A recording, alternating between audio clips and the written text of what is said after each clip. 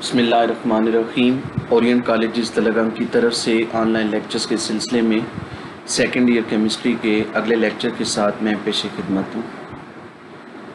हम organic compounds का नामनक्लेचर पढ़ रहे हैं। उस सिलसिले में आज हमारा टॉपिक है IUPAC names of polyfunctional compounds. अब तक हमने जितना नामनक्लेचर पढ़ा है उसमें हमने कंसिडर किया है कि मॉलिक्यूल में एक ही फंक्शनल ग्रुप मौजूद है। तो फिर हमने पढ़ा कि मुख्तलिफ फंक्शनल ग्रुप्स की मौजूदगी से नाम देने के रूल किस तरह मॉडिफाई होते हैं, सफिक्स वगैरह किस तरह चेंज होते हैं।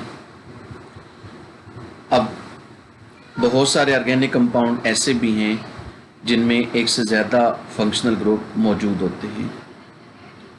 मसलन किसी मॉलिक्यूल में डबल बॉन्ड के साथ OH ग्रुप भी हो, डबल बॉन्ड के साथ ट्रिपल बॉन्ड भी हो, COOH ग्रुप के साथ साथ OH भी हो।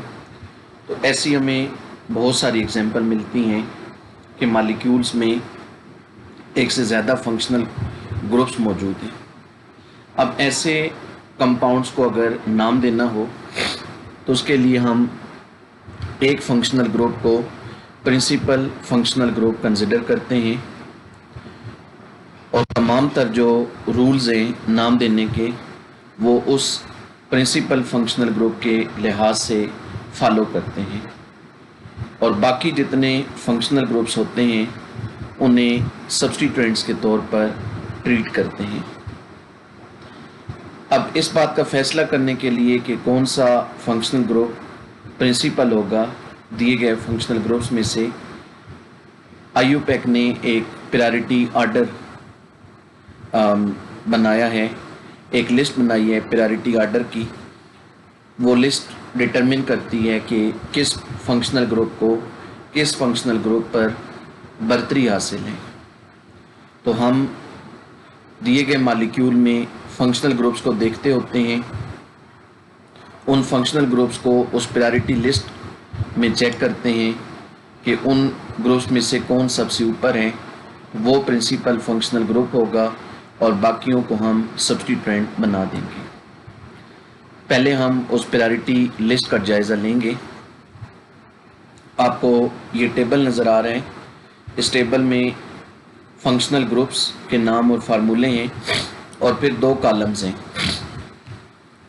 कि अगर ये फंक्शनल ग्रुप किसी मॉलिक्यूल में एज अ सब्स्टिट्यूएंट हो तो इसका नाम क्या होगा, और अगर ये किसी मॉलिक्यूल में प्रिंसिपल फंक्शनल ग्रुप के तौर पर हो तो फिर सफिक्स कौन सा होगा, चेन के नाम के आखिर में क्या आएगा। तो पहला फंक्शनल ग्रुप है कार्बोक्सिल ग्रुप। यहाँ कार्बोक्सिलिक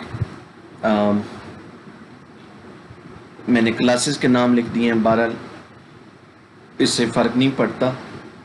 पहला फंक्शनल ग्रुप है कार्बोक्सिल ग्रुप। फार्मूला है COOH। COOH अगर कभी एज अ सब्स्टिट्यूएंट आए, इसको एज अ सब्स्टिट्यूएंट ट्रीट करना पड़े तो इसका नाम होगा कार्बोक्सी। जिस तरह हमें पता है कि CH3 अगर एज अ सब्स्टिट्यूएंट हो तो उसका नाम मिथाइल होता है।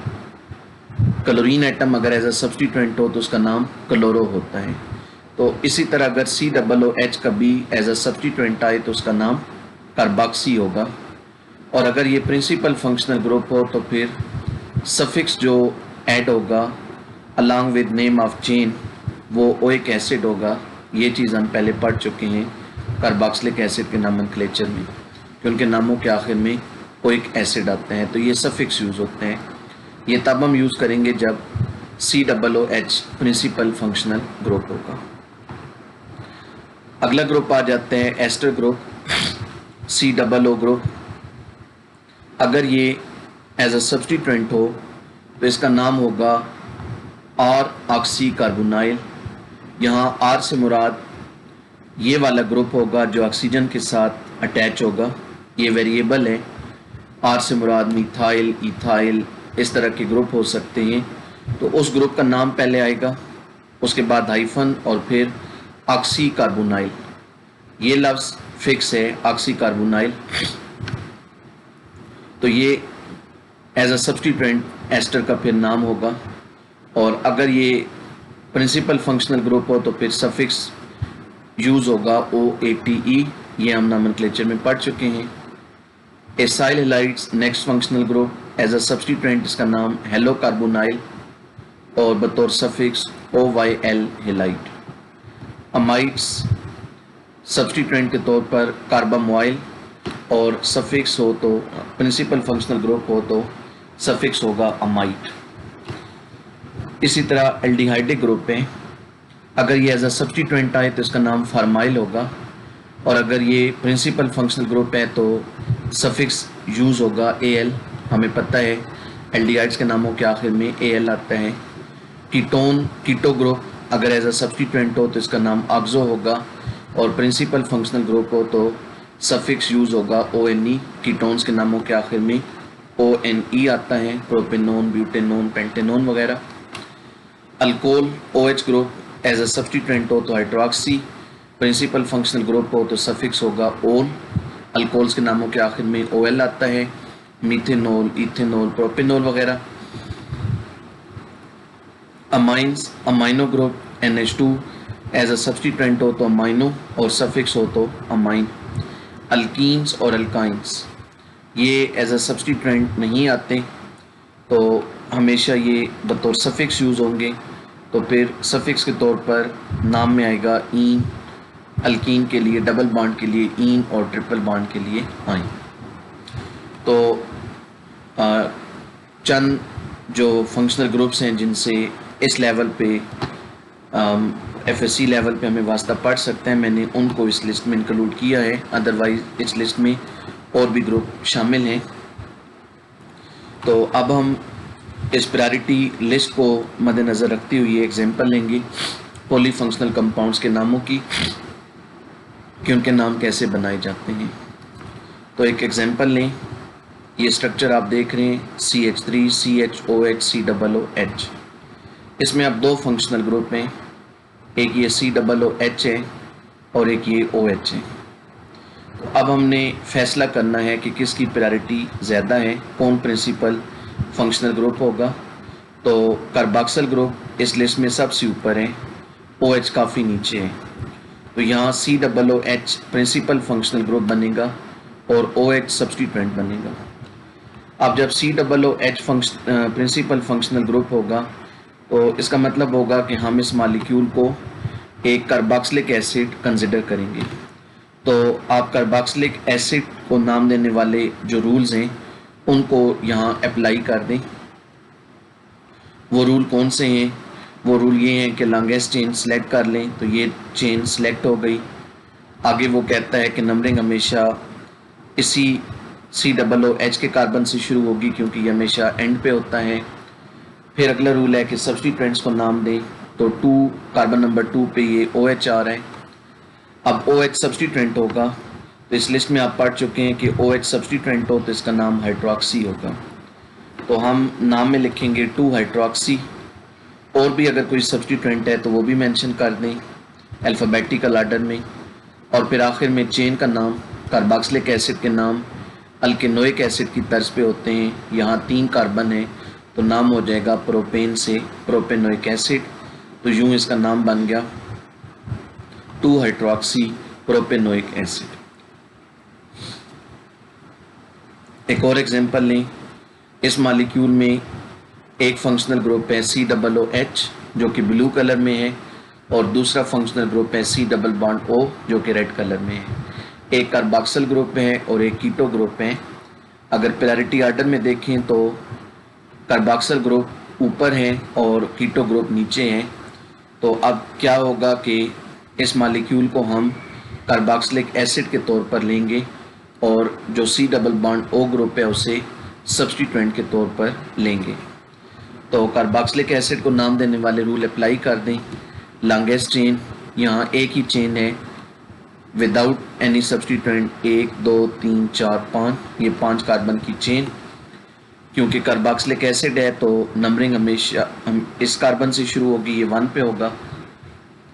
अब जो जो सब्स्टिट्यूएंट है उन्हें मेंशन करें। अब यहाँ ये जो कीटो ग्रुप है ये सब्स्टिट्यूएंट होगा क्योंकि इसकी प्रायोरिटी कम है। इसके बारे में हम पढ़ चुके हैं कि कीटो ग्रुप अगर एज अ सब्स्टिट्यूएंट हो तो इसका नाम ऑक्सो होता है। तो अब हम नाम लिखेंगे 2-ऑक्सो और फिर चेन का नाम बना देंगे। चेन में 5 कार्बन है। कीटो ग्रुप के कार्बन को भी काउंटिंग में शामिल करना है। 5 कार्बन है तो नाम हो जाएगा पेंटेन से पेंटेनोइक एसिड। एक और एग्जांपल लें, इसमें एक फंक्शनल ग्रुप है CHO एल्डिहाइडिक ग्रुप और एक फंक्शनल ग्रुप है C double bond O keto group. दोनों में से अगर हम देखें तो एल्डिहाइडिक ग्रुप ऊपर है और कीटो ग्रुप नीचे है। तो CHO ग्रुप यहाँ प्रिंसिपल फंक्शनल ग्रुप होगा और कीटो ग्रुप सब्स्टिट्यूएंट होगा। तो एल्डिहाइड्स को नाम देने वाले रूल अप्लाई करें। लॉन्गेस्ट चेन 1 2 3 4 3 4, दोनों में से कोई एक चेन सिलेक्ट कर ली। एल्डिहाइड्स में भी हमेशा CHO ग्रुप एंड पे होते हैं, तो CHO के कार्बन से नंबरिंग शुरू होती है। तो ये 1, ये 2, ये 3 और ये 4। सब्स्टिट्यूएंट्स के नाम मेंशन करें। एक सब्स्टिट्यूएंट तो ये CH3 मिथाइल है और दूसरा अब ये कीटो ग्रुप भी सब्स्टिट्यूएंट होगा क्योंकि इसकी प्रायोरिटी एल्डिहाइडिक ग्रुप से कम है। तो कीटो ग्रुप सब्स्टिट्यूएंट हो तो इसका नाम ऑक्सो होता है। ऑक्सो O से और मिथाइल M से। M पहले आएगा, O बाद में, तो मिथाइल का नाम पहले। मिथाइल 3 पे है, 3 मिथाइल, उसके बाद 2 ऑक्सो और फिर 4 कार्बन है। एल्डिहाइड का नाम AL पे ख़त्म होता है, 4 कार्बन है तो ब्यूटेनल। तो नाम बन गया 3 मिथाइल 2 ऑक्सो ब्यूटेनल। फिर कुछ एग्जांपल आ जाती हैं उन मॉलिक्यूल्स की जिनमें डबल या ट्रिपल बॉन्ड हो और OH ग्रुप हो, यानी ऐसे जो कंपाउंड होते हैं इन्हें अनसैचुरेटेड अल्कोहल्स कहा जाते हैं। अगर किसी मॉलिक्यूल में हाइड्रोक्सिल ग्रुप भी हो और डबल या ट्रिपल बॉन्ड भी हो तो उन्हें अनसैचुरेटेड अल्कोहल कहा जाता है।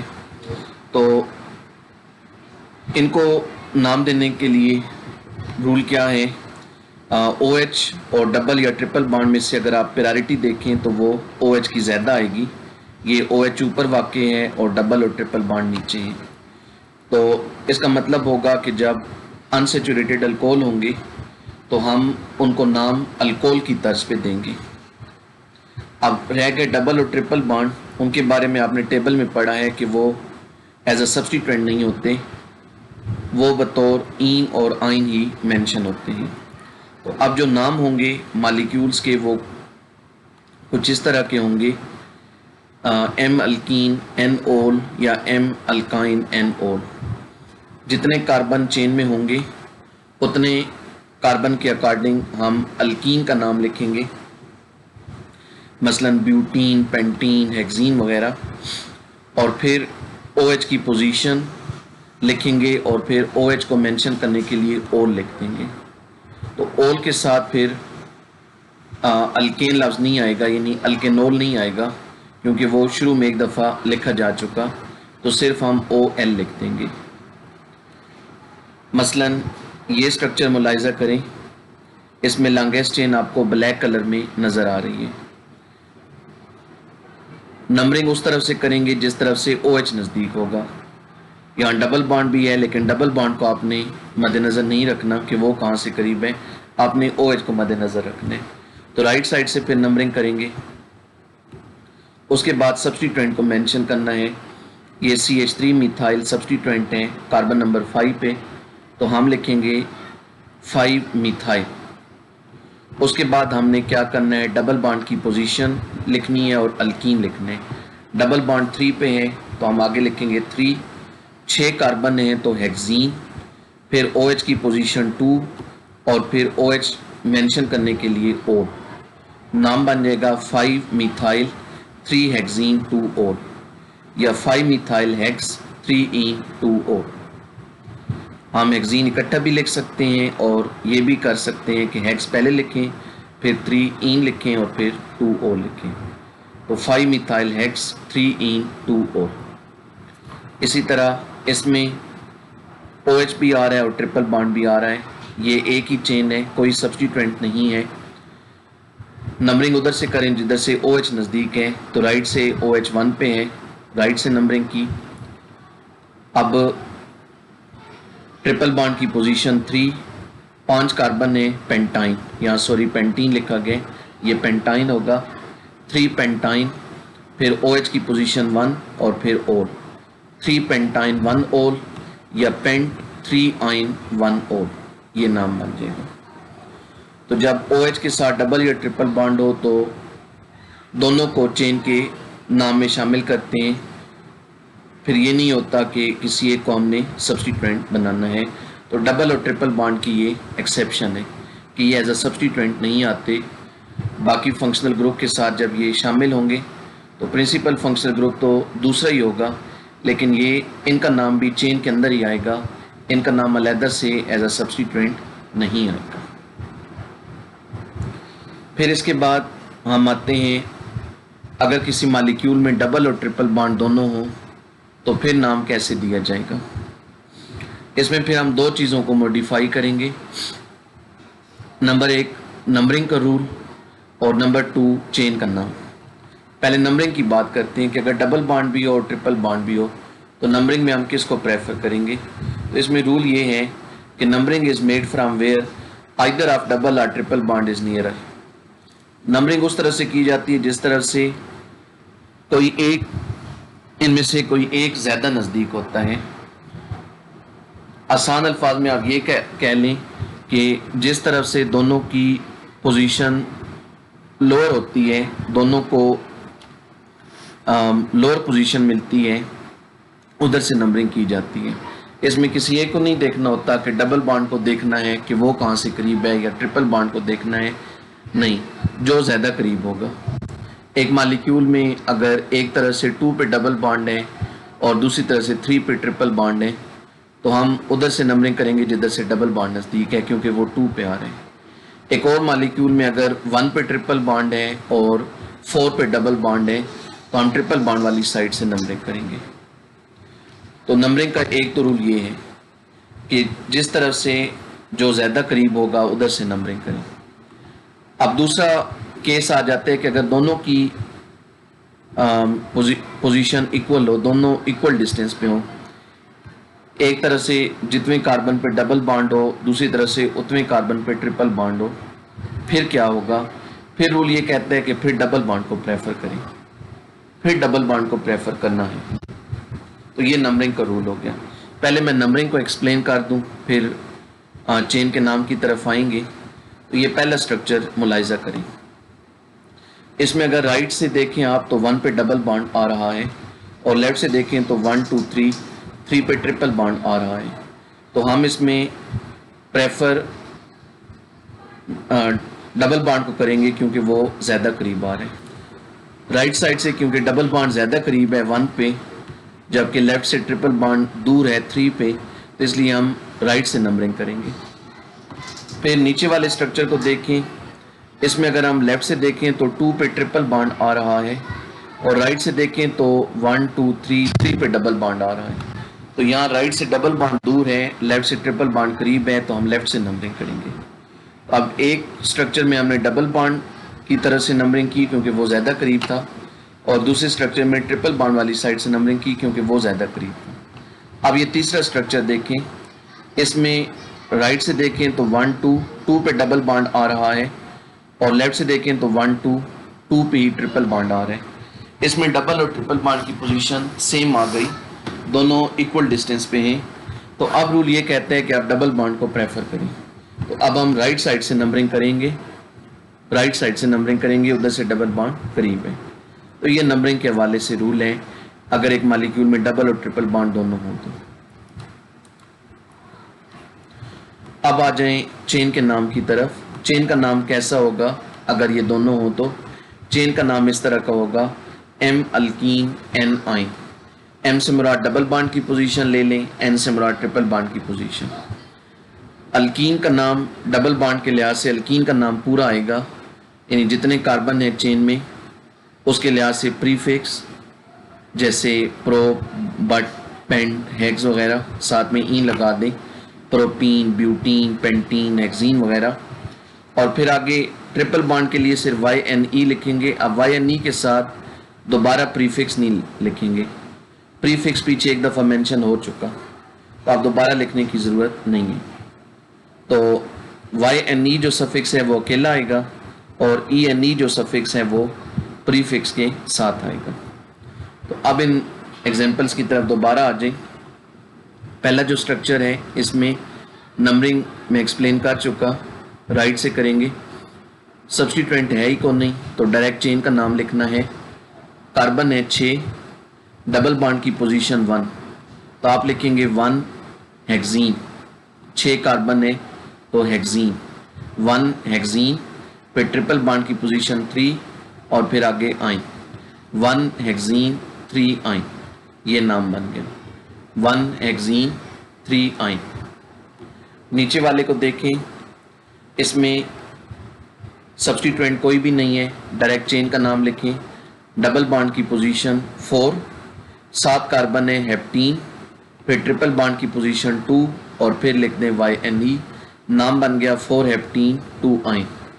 या दूसरी तरह नाम कैसे लिख सकते हैं, हेप्ट को अलहदा लिख दें शुरू में, हेप्ट, आगे लिखें 4 इन और फिर 2 आइन, हेप्ट 4 इन 2 आइन।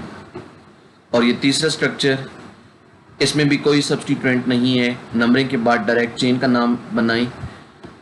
चेन के नाम में पहले डबल बॉन्ड की पोजीशन आएगी 2, डबल बॉन्ड 2 और 3 के दरमियान है तो 2, 7 कार्बन है हेप्टीन, 2 हेप्टीन, आगे ट्रिपल बॉन्ड की पोजीशन 5 और फिर आइन, 2 हेप्टीन 5 आइन, या हेप्ट 2 इन 5 आइन।